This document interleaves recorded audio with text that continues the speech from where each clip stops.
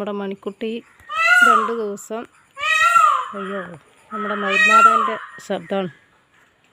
അവൻ ഇവിടെ തൊട്ടടുത്ത വീടിൻ്റെ മുകളിലുണ്ട്. നേരത്തെ തന്നെ വന്നിട്ടുണ്ട് ആൾ. അപ്പോൾ ഞാൻ 2 ദിവസം മുമ്പ് ഇവിടെ തീറ്റിക്കാൻ വേണ്ടിയിട്ട് അവിടെ അടുത്തുള്ള പറമ്പ് കൊണ്ട് കെട്ടിയതായിരുന്നു. അപ്പോൾ അവിടെ നിന്ന് കെട്ടഴിഞ്ഞ് പോയിട്ട്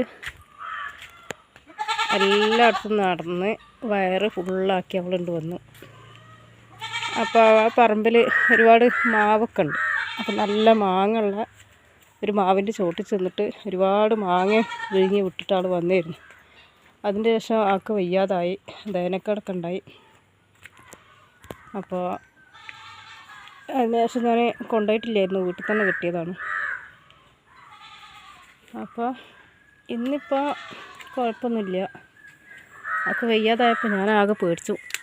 അപ്പോൾ 1-2 ആൾക്കാരടുത്ത് ഞാൻ ഇതിനെപ്പറ്റി പറഞ്ഞപ്പോൾ അവർ പറഞ്ഞു സോഡപ്പൊടി കലക്കിയിട്ട് വെള്ളത്തിൽ കൊടുക്കാൻ പറഞ്ഞു. അങ്ങനെ ഒരു 1/2 സ്പൂണ് സോഡപ്പൊടി കലക്കിയിട്ട് ഞാൻ കഞ്ഞിവെള്ളത്തിൽ കൊടുത്തു. അതിന് ശേഷം നന്നായിട്ട് വയറ് ലൂസായി പോയി. ഇപ്പോൾ കുഴപ്പമില്ല, അത് റെഡിയായി വരുന്നുണ്ട്. ഇവർക്ക് ഈ അയവറക്കൽ നിന്ന് കഴിഞ്ഞാലാണ് പ്രശ്നം എന്ന് പറഞ്ഞു. അപ്പോൾ ഒരു ദിവസം അയ്യോ ഫ്രണ്ടിൽ നിന്നും ബാക്കിൽ നിന്നും ഉണ്ട് നമ്മുടെ മയിൽമാധവന്മാർ, അവരെ ശബ്ദമാണിത്.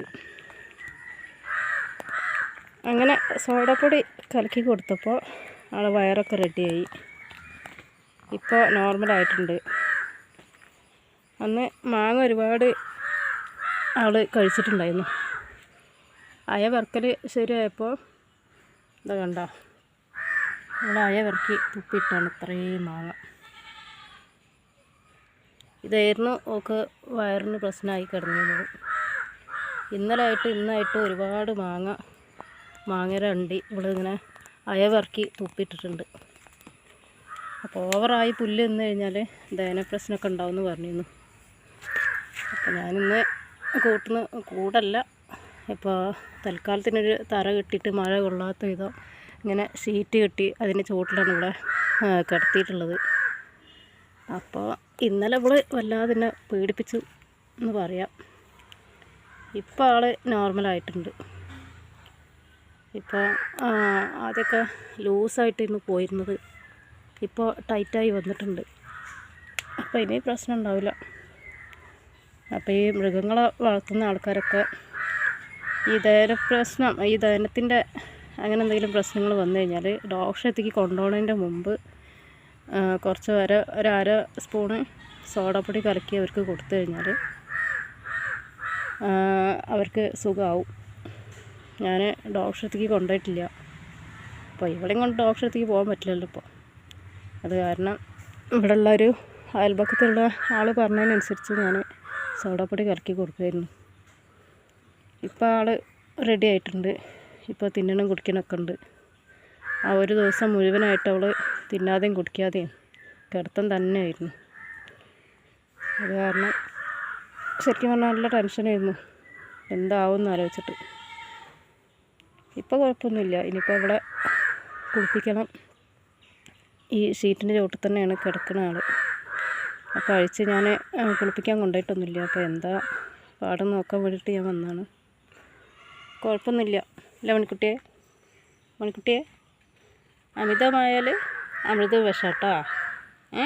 പച്ചപ്പുല്ലുണ്ട് കണ്ടേക്ക് അങ്ങോട്ട് ഓടിയതല്ലേ.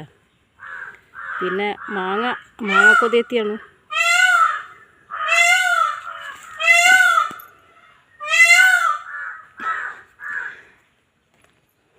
എന്താണ്ടാ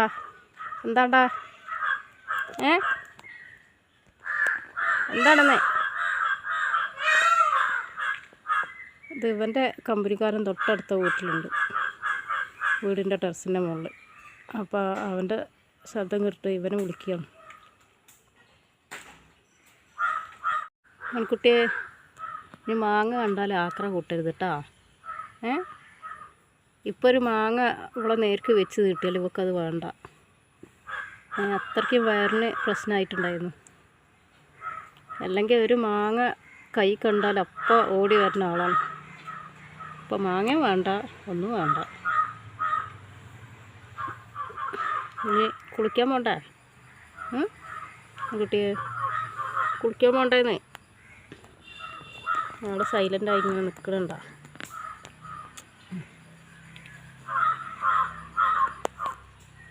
കുട്ടിയെ ആ ഇതെവിടെയെന്ന് ചോദിച്ചാണ് കേട്ടോ. കുളിക്കണ്ടേ? ഇതെന്താണ്? ഇടയ്ക്ക് കുളിക്കുക കേട്ടാ. കണ്ണും മുഖം കൂടിയതാ ചാണകം രണ്ട് ചവിട്ടി തേച്ചിരുന്നില്ലേ? കുളിക്കാൻ പോവല്ലേ?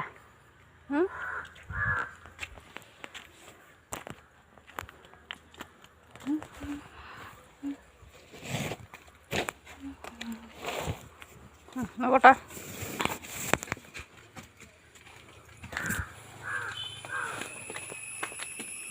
ഇങ്ങോട്ടാ. എന്നാൽ കുറച്ച് നേരം ഇതൊന്നു പതിവ് തെറ്റിക്കണ്ട.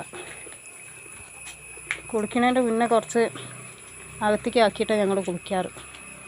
ഇതാണ് കുട്ടിയെ.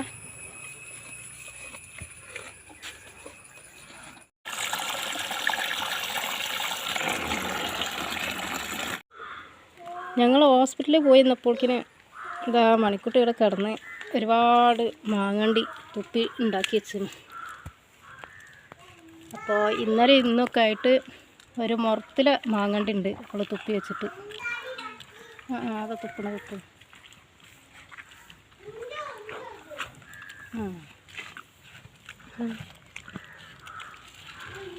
അതുകൊണ്ടാണ് ഈ വയറിന് പ്രശ്നം വന്നത്. ഇത്രയും മാങ്ങ അവൾ ആ പറമ്പിൽ നിന്ന് പിഴിഞ്ഞ് വിട്ടിട്ടുണ്ടായിരുന്നു. നമ്മുടെ ആദ്യമോണ്ട് ഇവിടെ തൊട്ടടുത്ത്. ഇണ്ടാ ഈ കുമ്പയിൽ സമ്പാദ്യം ഉണ്ടാ? ഇനി പോരാണ്ടാ? അപ്പോൾ ആ സോഡാപ്പൊടി അങ്ങോട്ട് കലക്കി കൊടുത്തോണ്ട് ഒക്കെ റെഡി ആയിട്ടുണ്ട്.